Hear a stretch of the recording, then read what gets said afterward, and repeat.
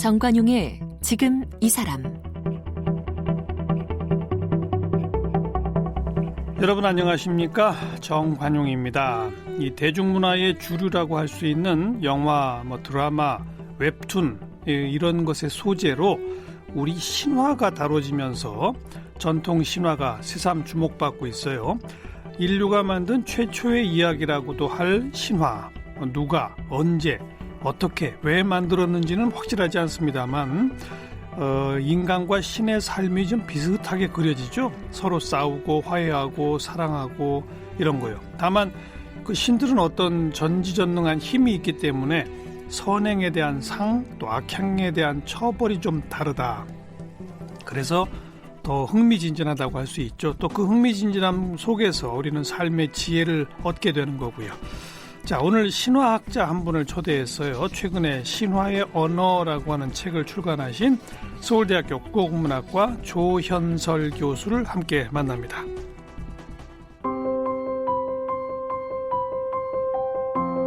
조현설 교수는 고려대학교 국문과를 졸업했습니다. 동국대학교 대학원에서 고전문학과 구비문학을 전공했고 동아시아 건국신화 비교연구로 박사학위를 받았습니다. 서문여고와 행당여자중학교 교사를 지냈습니다. 1992년 한길문학의 시 겨울나기를 발표하면서 등단했습니다. 베이징대학교 비교문학 비교문화연구소 방문학자, 베이징 외국어대학교 한국어과 교수, 고려대학교와 동국대학교 연구교수를 지냈습니다. 한국 구비문학을 비롯해서 동아시아 신화, 서사시를 주로 연구하고 있습니다. 현재 서울대학교 국문학과 교수입니다. 쓴 책으로는 동아시아 건국신화의 역사와 논리, 문신의 역사, 우리 신화의 수수께끼, 마구알미 신화연구, 신화의 언어 등을 펴냈습니다.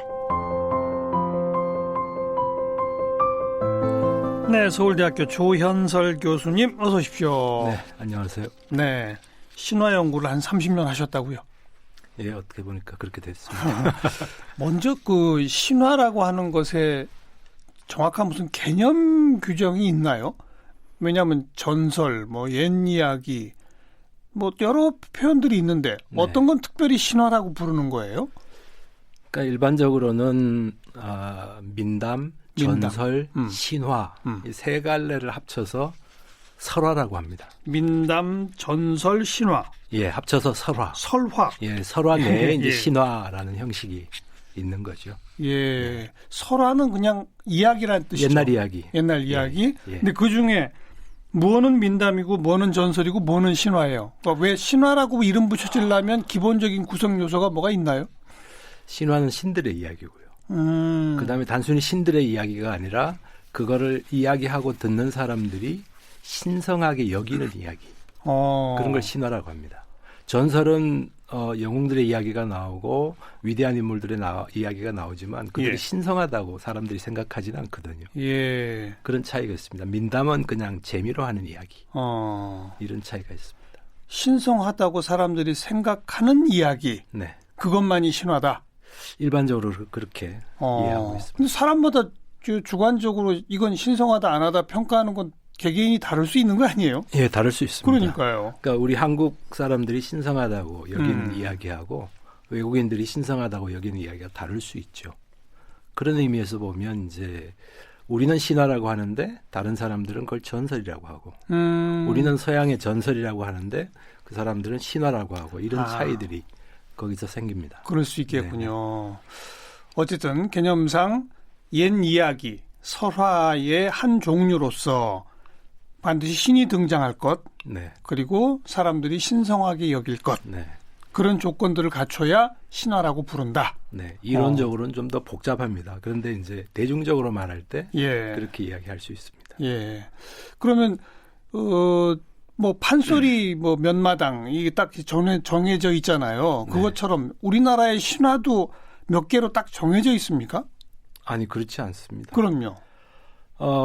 문헌에 기록되어 있는 신화도 있고요. 그다음에 구전되는 신화도 있습니다. 그러니까 구전되는 신화의 경우에는 지속적으로 계속 현장에서 그 전승되기 때문에 이야기가 여러 가지 보태지고 이본들이 많이 생깁니다. 그러니까 여전히 신화의 그 뭐 부피와 용량이 커진다 이렇게 말할 수도 있겠죠. 네.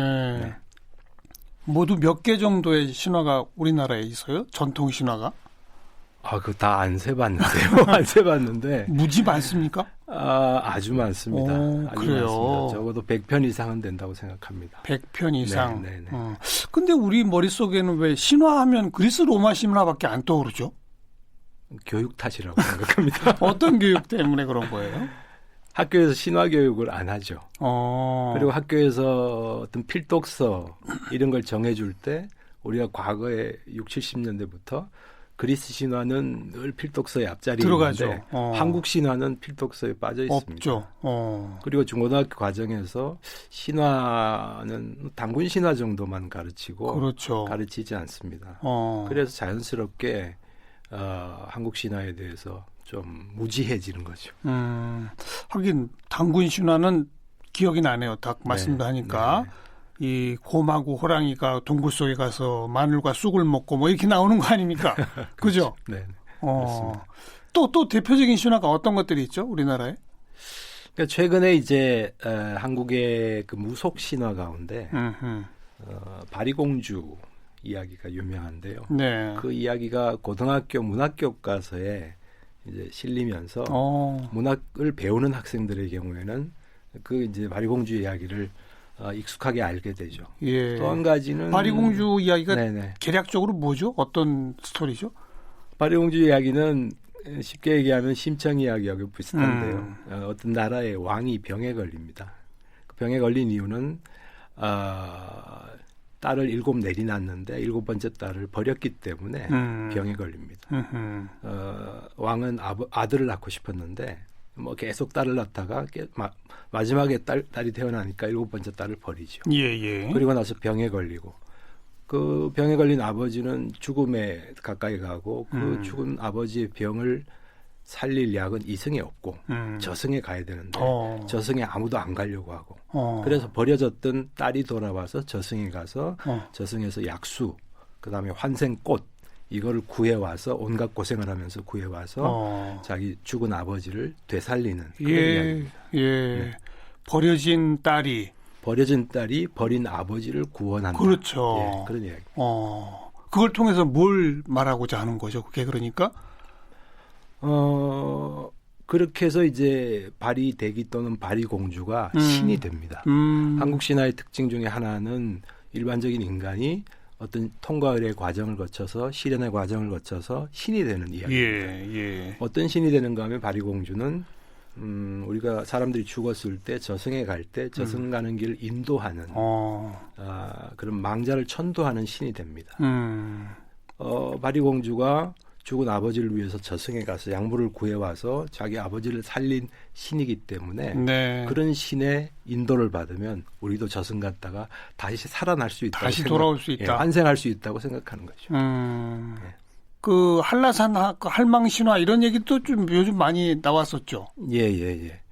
그 요즘은 이제 그 젊은 사람들은 어렸을 때 그러니까 유치원 초등학교 시절에 그런 신화들을 이렇게 풀어서 쓴 책들이 상당히 많이 나와서 그런 것들을 많이 상대적으로 읽고 자란 세대들이죠. 그런데 이제 벌써 초등학교 3학년, 4학년 되면 입시교육에 편입되면서 더 이상 책을 가까이 하지 않는데 그래서 어려서 그런 책들을 많은 책들을 읽은 동화책 형태로 읽은 기억이 아마 있을 겁니다. 그 가운데 이제 제주도의 유명한 이제 여신, 세상을 만든 여신이 있죠. 그렇죠. 설문대할망이라고 하는 무슨 대할망? 설문대할망. 설문대할망. 예, 맞아요. 그 신은 뭐 한라산만 하다면서요. 그래서 다리를 뻗으면 한라산보다 다리를 뻗으면 바다에 닿고 막 이렇게 나오는 거죠. 한라산을 만든 신이니까. 그렇죠. 제주도를 만든 신이니까 제주도만큼 큽니다. 네. 이렇게 조금 말씀 듣다 보니까 단군 신화, 바리대기 신화, 맞아 이런 것들이 있었구나. 이제 좀 생각이 나는데 어떻게 교수님은 이 신화에 빠져서 신화 공부를 하시게 되셨어요? 국문학과 소속이신데 국문학자들 가운데도 신화 연구를 이렇게 하시는 게 많지는 않잖아요. 많지는 않은데 가끔씩 계십니다. 예. 그러니까 국문학에서 신화 연구는 조금 이렇게 아웃사이더죠. 그래도 이제 관심을 갖고 연구하는 분들이 있습니다. 네. 어떻게 하시게 되셨어요, 교수님은? 글쎄 그 좀 스토리가 길긴 한데요. 제가 짧게 소개해 주세요. 예. 사실은 어렸을 때 중고등학교 시절에 이제 좀 기독교적인 분위기에서 성장을 해가지고 신에 대한 관심이 많았습니다. 그래서 이제 뭐 신학 공부도 하겠다고 하는 생각도 가지고 예. 뭐 개인적으로 공부도 하고 그랬었는데 예. 그래서 뭐 유학 가려는 생각도 있었는데 제 개인적인 어떤 사정 때문에 포기하고 들어가기를 이제 국문과를 들어가서 예. 졸업을 하고 교사가 됐죠. 네네. 그러면서 아까 이제 소개를 보니까 신학 공부에 대한 것들은 좀 접었습니다. 그래서 교직에 나가서 현장 교사 역할을 하면서 계속 공부를 하고 싶다라는 생각은 있었고 결국은 이제 나중에 대학원을 뒤늦게 교사를 하다가 대학원을 들어가서 공부를 하게 됐는데 사실 그 공부가 신화 공부가 아니고 제가 하던 문학 공부 가운데 시 공부였습니다. 시.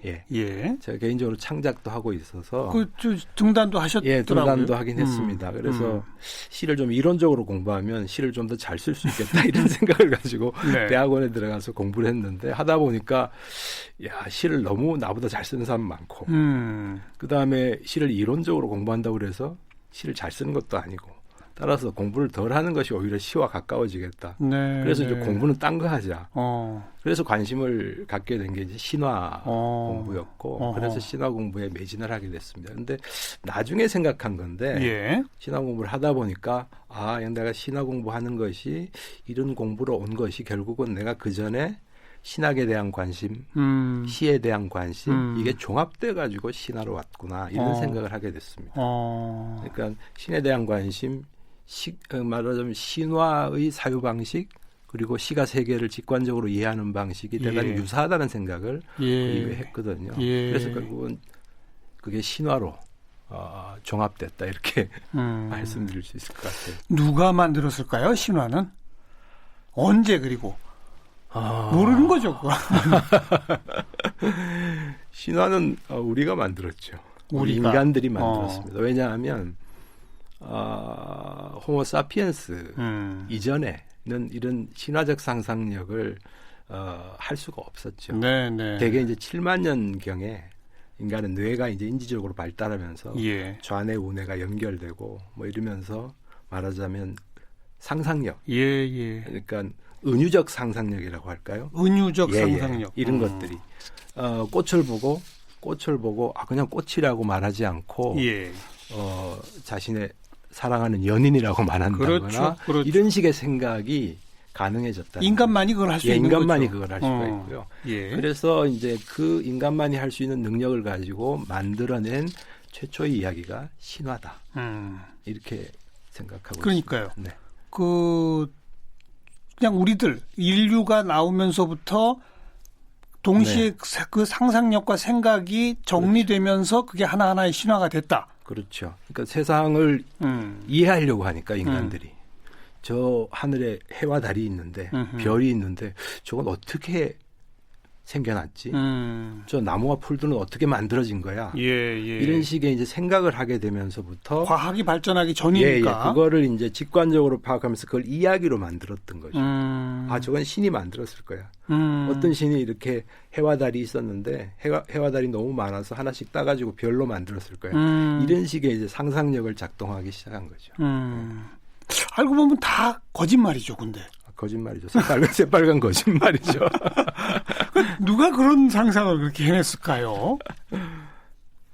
누가라기보다도 그냥 인류 보편으로 우리 모두가 그런 상상을 서로 했겠죠. 이야기 지어내고 전해주고 그러다가 좀 더 흥미롭고 막 복잡다단하고 재미있게 그걸 풀어내는 사람이 또 특별히 있었겠죠. 물론 이제 그 가운데 이제 특별한 이제 그런 직관을 갖고 있는 사람들, 그러니까 말하자면 그런 직관이 뛰어난 사람들이 있지 않습니까? 예. 그런 직관이 뛰어난 사람들이 되게 신들의 목소리를 듣고 이런 사람들인데 대개 그런들이 이제 종교적 사제들, 네, 네. 샤만들, 그렇죠, 무당들, 그다음에 문학적으로 보면 시인들, 예, 예. 이런 사람들이 이제 보통 사람들이 듣지 못하는 어떤 목소리를 이제 듣게 되는데 아마 그런 사람들이 이제 더 그런 이야기를 깊이 있게 하고 이야기를 체계적으로 만들고 그것을 조상의 지혜 형식으로, 지식의 예. 형식으로 예. 후대들에게 전승하고 이런 과정에서 신화들이 체계를 갖추게 되지 않았나 생각을 합니다. 주로 지배계층 내지는 지배계층과 밀접한 관계가 있는 이럴 가능성이 크겠네요. 그럴 수 있겠죠. 그러니까 어떤 집단이 작으면 집단의 그 수장이 있지 않습니까? 족장이 되게 그런 사람들이 그런 이제 지혜를 갖게 되고 그렇죠. 그 족장이 어떤 그 사제 역할을 동시에 수행하기도 하고 사제 역할하고 족장의 역할이 분리되기도 하고 예. 하는데 주로 이제 그런 그룹들이 말하자면 그런 신성한 지혜라고 할까요? 신성한 지식이라고 할까요? 이런 것들을 전승하는 주축 이 되었다 할 수 있겠죠.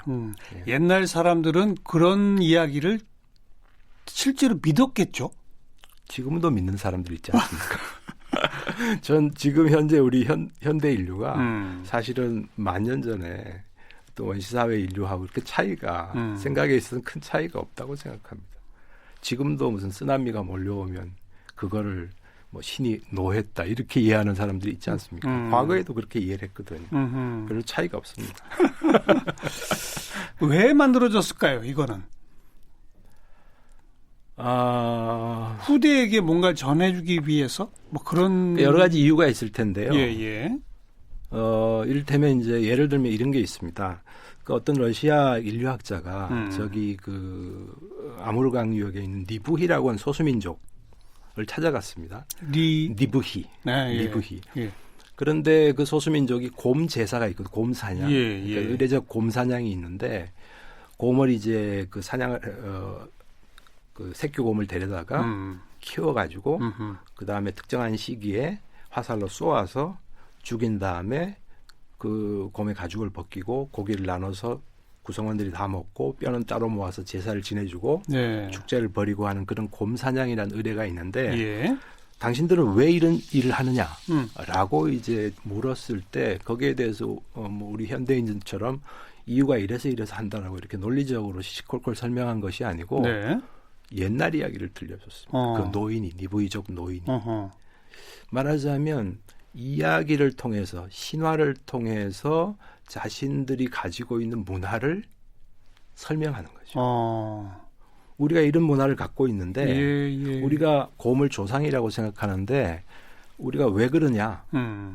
곰이 우리 조상이기 때문에 우리를 이게 아니고 그냥 이야기를 들려줘서 그걸 간접적으로 이해하게 만드는 방식 이게 신화가 말하는 방식이라고 알 수 있지 않을까 이렇게 생각을 합니다. 네. 물론 그것만은 아닙니다. 신화가 이렇게 만들어지고 통용되는 이유는 그것만은 아니고요. 예. 말하자면 고대 국가가 건국되고 난 이후에는 고대 국가의 어떤 건국의 이념 이런 것들을 이제 대외적으로 드러내기 위해서 대외적으로 선포하기 위해서 신화를 만들기도 합니다. 일종의 국가 단위의 정통성. 그렇죠. 이런 거죠. 네네 그렇습니다. 이데올로기죠. 단군 신화는 홍익인간을 이야기하지 않습니까? 그렇죠. 그런 게 이데올로기죠. 그렇죠. 예. 그러니까 오늘까지 우리에게 지속되고 있지 않습니까? 네. 국가의 이념이죠. 네. 돌이켜보면 어린 시절 할아버지 할머니들이 옛날에 말이야 이러면서 해주신 얘기들이 결국은 좀 착하게 살아라, 바르게 살아야 좋은 결과가 온다. 또 삶의 지혜 이런 거죠 결국은. 네, 교훈적인 이야기가 많았죠. 교훈적인 것. 네네. 그리고 그런 옛날 이야기를 통해서 나쁜 짓 하라고 가르치는 건 없으니까요. 그러니까 이야기를 통해서 간접적으로 또 이야기를 통해서 좀 더 쉽게 교훈을 전달하는 방식. 네. 예를 들면 명심보감 같은 것은 하나의 문장으로 뭐 해라, 하지 말아라 이렇게 전달하잖아요. 근데 그걸 이야기로 풀어서. 그걸보다 이야기로 훨씬 더 편하고 쉽게 받아들일 수 있는 방식으로 전달하는 것이다. 이렇게 말하죠. 동양과 서양의 그 신화의 어떤 뚜렷한 차이점 같은 게 있습니까? 아니면 비슷합니까? 그건 쉽게 말하기 어려운데요. 비슷하기도 하고 차이가 있기도 한데 사실은 동서양이란 개념 자체가 좀 애매하지 않습니까? 네. 어디가 동양이고 어디가 서양이고 이렇게 말하기가 좀 쉽지 않은데 우리가 그냥 한국 신화하고 뭐 흔히 비교하는 그리스 신화하고 이렇게 말하면 한국 신화는 아까도 말씀드렸듯이 인간이 신이 되는 이야기입니다. 근데 그리스 신화는 대부분 이미 신인 존재들이 그렇죠. 서로 사랑하고 싸우는 이야기죠. 그 신과 인간이 서로 결혼도 하고 막 그러잖아요. 네, 그렇죠. 그런 점에서 크게 좀 차이가 있습니다. 그러나 심층으로 들어가면 결국은 같은 이야기를 하고 있다 이렇게 이해할 수도 있을 것 같습니다.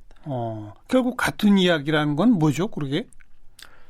그러니까 인류가 공통적으로 가지고 있는 어떤 이야기죠. 예를 들어서 그리스 신화에도 홍수 이야기가 있습니다. 예. 우리 신화에도 홍수 이야기가 있어요. 그럼 홍수라는 이야기는 전 세계적으로 보편적으로 존재하죠. 그렇죠. 왜 말하자면 잉카 문명, 마야 문명, 그 산속에 건설된 문명인데 거기에도 홍수 신화가 왜 있을까요? 그런 것들이 학자들이 대단히 이제 의문스러워하는 거죠. 예. 그걸 해석하는 방식은 아주 다양한데요. 예. 최초의 인간이 가지고 있는 어떤 공통의 경험이 있었다고 생각합니다.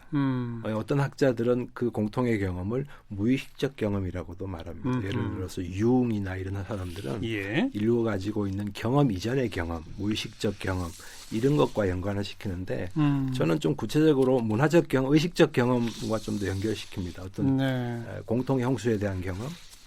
그런 이야기가 전승되다가 사람들이 사는 공간이 달라지고 생산 양식이 달라지면서 홍수에 대해서 표현하는 방식도 조금씩 차이가 생겼다. 네. 어떤 집단들은 홍수를 농사 문제, 농경의 문제와 연관을 시키고 어떤 집단들은 홍수를 뭐 이렇게 신의 분노와 연관시키고 뭐 이렇게 이제 좀 다양한 차이들이 생겨났다. 그러니까 보편적인 이야기가 있는데 그것이 문화에 따라서 차별성을 만들어졌다. 이렇게 좀 이해하면 되지 않을까 이런 생각을 합니다. 대부분 교훈적인 이야기 아까도 얘기했습니다만 권선징악 뭐 이렇게 되긴 하는데 그게 좀 애매한 신화들도 많죠. 그렇죠. 그렇습니다. 그러니까 절대적인 악, 절대적인 선 사실은 이것은 신화적 관념에는 없는 거다. 예. 사실은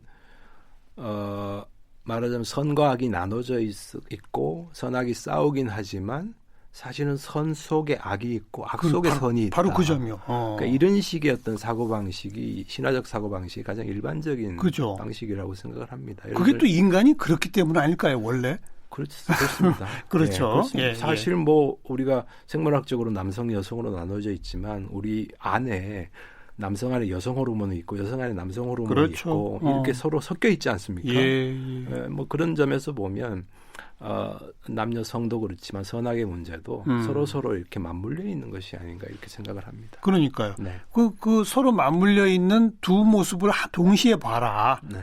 그런 거죠. 네네. 그래야 제대로 볼 수 있다. 그렇습니다. 그거까지도 삶의 지혜다. 그렇습니다. 이런 얘기인 네. 거죠. 그러니까 절대적인 선이라고 자신을 생각하는 순간 이것은 큰 도구마에 빠져버리는 거죠. 이번에 펴내신 이 신화의 언어라고 하는 책은 주로 어디에 초점을 맞추신 책입니까? 일단 그 신화 자료들은 한국 신화를 넘어서 아시아 지역 전체 신화들을 쭉 그 망라했습니다.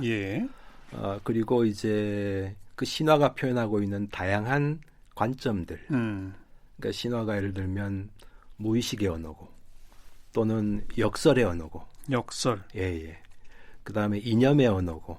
이념. 권력의 언어고. 예. 그다음에 어떤 문화를 반영하고 있고 그다음에 말하자면 자연 또는 타자에 대해서 관심을 갖고 있고 그러니까 이런 신화가 가지고 있는 어떤 내면의 언어 이런 것들을 좀 그 신화 속에서 들어보려고 했다 이렇게 말씀드릴 수 있을 무의식, 것 같아요. 역설, 이념, 권력, 네. 문화, 자연과 만나는 법 거의 세상만사 모든 거네요. 그렇습니다.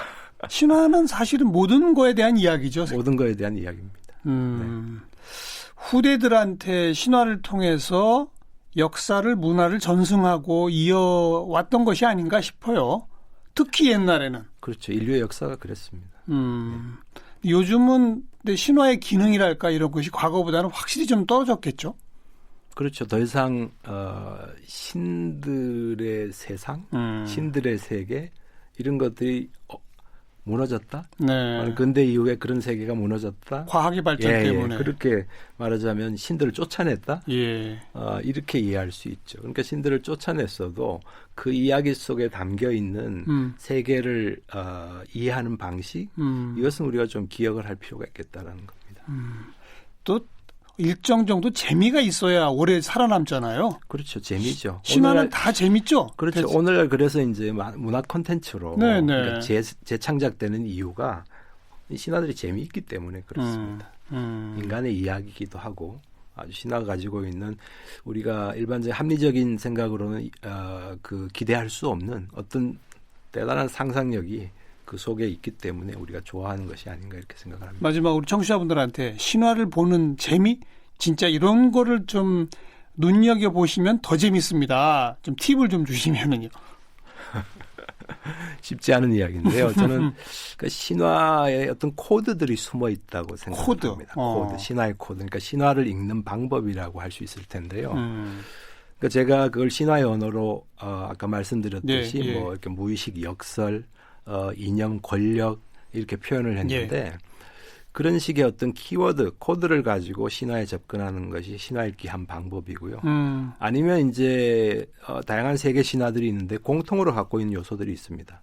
뭐 홍수라든가 활 쏘는 영웅이라든가 이런 어떤 코드, 이런 걸 가지고 서로 비교해가면서 읽으면 훨씬 더 신화를 재미있게 읽을 수 있겠다 이렇게 생각합니다. 동서양막론하고. 예, 그렇습니다. 결국 인간의 이야기니까요. 네. 앞으로도 드라마, 영화 소재로 무궁무진하게 나오겠죠? 이쪽은? 지금 거의 모든 드라마들이 사실은 신화적이다 이렇게 말씀드려도 좋지 않을까. 요즘은 뭐 이렇게 무슨 합리적인 세계보다도 비합리적인 세계 속으로 왔다 갔다 하지 않습니까? 일반적인 드라마들. 공상과학, SF와 신화도 만나는 것 같아요. 그렇습니다. 어찌 보면. 영웅들의 이야기입니다. 네, 기본적으로. 영웅과 신. 신들의 이야기죠. 우주를 넘어서는 어떤 발상. 그렇죠. 그렇죠. 어벤져스 시리즈가 바로 그런 것입니다. 네. 과학기술 문명의 발전 때문에 한동안 신화가 잊혀졌다면 이제는 다시 부활할 조짐도 있다. 그러니까 콘텐츠 형식으로 다시 돌아오는 것인데 저는 이제 단지 콘텐츠 형식으로 소비거리로 돌아오는 것이 아니고 신화가 가지고 있는 어떤 지혜 그것과 같이 돌아왔으면 좋겠다. 그렇죠. 그런 생각을 합니다. 신화를 통해 삶의 지혜를 배워봅시다. 네. 서울대학교 국어국문학과 조현설 교수와 재미난 신화 이야기 좀 나눠봤습니다. 고맙습니다. 네, 감사합니다.